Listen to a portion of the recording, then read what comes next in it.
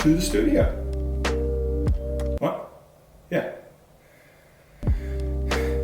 So this is the 6th episode of said video adventure, and I think we're getting close.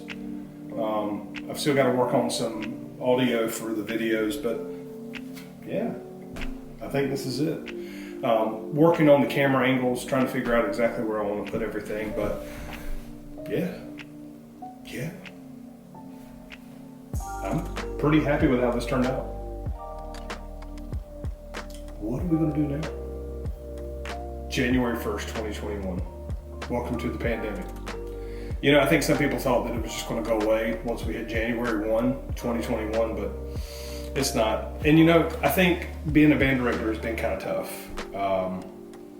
It's hard for people in the performance classes, performance industry. I think about all the musicians and dancers and all the creative, artistic. It's tough. It's really tough. I know that I'm a very goal-oriented person, and I like to have goals. I like to have, here's goal 1, here's goal 2, goal 3 during the course of the year. I need to have those moments where we hit these checkpoints. And that's kind of how I operate when I'm planning my year out as a band director. With following the COVID guidelines, it's not really an easy way for us to perform, and now having to wear bell covers and wear a mask, it makes things more cumbersome, and it's tough. It's tough. And what's really tough is trying to start beginners. Starting beginning band kids online is really hard. I mean, you think about a clarinet, it has all these different parts and pieces and keys, and how am I supposed to help a kid? And it's a very hands-on situation where I need to hold the clarinet and get the mouthpiece placement and the corners and the flat chin, the fast air. How do I do that? How do I do that through a computer? How do I do that through, a Zoom meeting? You can do it. I mean, don't get me wrong. I mean, I know this seems like a first world problem, but I mean, how do you reach a kid through a computer? How do you get on their level? How do you show care and compassion? It can be done, but it's definitely harder. It's hard to be a cheerleader for a kid through a Zoom conference, especially when you've got mute on, mute off, microphone, parents walking in the background, domestic disputes while on a Zoom meeting. I think us teachers have seen a lot of different things, and it's not fun. You hear people that are not in the profession that are talking about how teachers should want to teach and teachers should be there for the kids, and I am all for that. I mean, for 22 years, I have been there for kids. But when it puts my life at risk, when it puts kids at risk, I'm going to listen to the medical professionals. I'm going to listen to the people that, have done their due diligence and they've thought about the ramifications. Do I always like it? No. Do I want to not have a normal life? No. But what is normal now? I mean, we're trying to embrace what a new normal is. And what is that new normal? How does that work? How does that work now? I know band numbers are down across the board in our county, and from what I understand, the state and even the nation. And I think kids just want to perform. They want to play an instrument. They want to have fun. I mean, I think sometimes we get to a point where we forget that kids want to have fun. I'm 44. I want to have fun. I want to do things that are going to be fun. I want to hang out with my family. I want to travel. So, what are we doing? Why are we here? Why did I make the studio? Well, I mean, some of you that have been along with me since the beginning, the first episode, know that I wanted to do some beginning band videos. Depending on the workflow, depending on how quickly I can get these videos edited and produced, will depend on how far we can push this. I think that we can make this very attainable and something that's got enough interest that a 6th grade, 5th grade, 6th grader beginner can look at a video and completely understand it. So what I think we're going to do is we're going to start like lesson 1. This is your case. This is how you open your case. So I see this as being like 8 to 10 videos that are like 3 to 4 minutes long per video. And I would like to do it on our 5 starting instruments, the flute, the clarinet, the sax, the trumpet, and the trombone.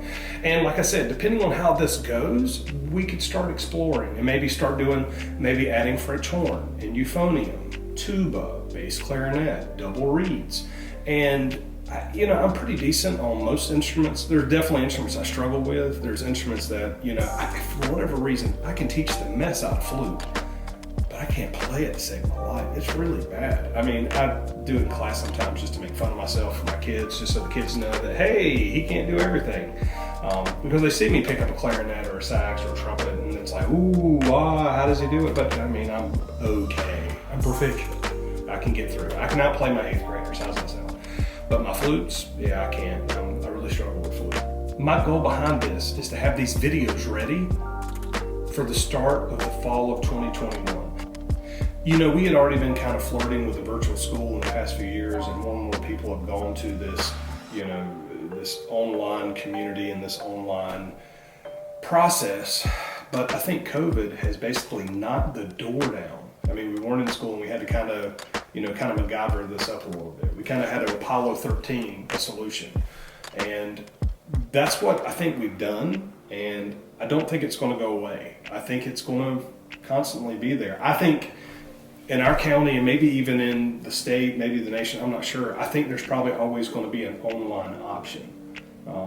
I think I think it's sad for me because I think about what a good time I had when I was in school, not so much middle school, but high school and college.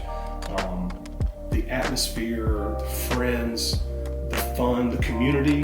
I mean, that's what I got out of band. That's what I really enjoyed. I love sports. I can't play sports for nothing. I love watching basketball, but I can barely dribble a ball without looking at it. It's really bad. I mean, like, really bad. But I knew when I got in band, I knew when I was playing an instrument, it's something that I could do. I was very hands-on. And I wasn't great in other subjects, but I knew in band class I could walk in there and just play. And I knew that being around other people that enjoyed playing was awesome. That's what it's about. And like I said, it's hard to get that across in the virtual setting.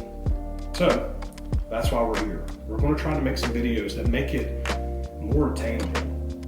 Something that a kid can go and watch, and if they miss something, they can just rewind the video a little bit and watch it again. Perfect solution? No.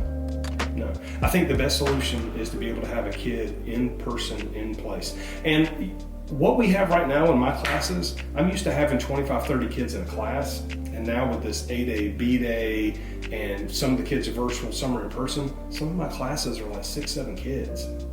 And that's great, but if a kid's, being quarantined or a kid's absent, you might have 3 kids in a class. And it's not the same dynamic having 3 kids in a class versus having, 30 kids in a class. There's a dynamic. It's almost like being a stand-up comedian because you read the crowd and you see when you need to speed up and you can see when you need to slow down. But when it's like 2 or 3 of you, it doesn't really work as well as being in the large classroom setting. I mean, there's obviously not as many discipline issues. Not even, sometimes discipline issues, and I really don't have discipline issues in my class. I mean, I have kids that act like goofballs. That's one thing. I can deal with the goofballs. Sometimes it's actually pretty funny. A kid will sometimes say what I'm thinking, which is pretty awesome. And so maybe they're saying stuff that I can't say, but think it really hard. And then I tell the kid now. But it's just a different setup dealing with 30 kids versus 3 kids. And just like I said, that give and pull and that push and that take and the pacing, it's just a lot different with 3 kids. But here we are. So what are we going to do? We're going to make the best of it. We're going to try to do these videos, and maybe some kid somewhere can get something out of these videos. I'm going to try to make this super upbeat. I'm basically going to be the producer of the videos. I'll probably do the saxophones, but I've got some friends that are coming in to do the flute, the clarinet, the trumpet, and the trombone. I've got 4 other band directors in our area that all have middle school band experience. So they've been on the front lines. They know what it's like.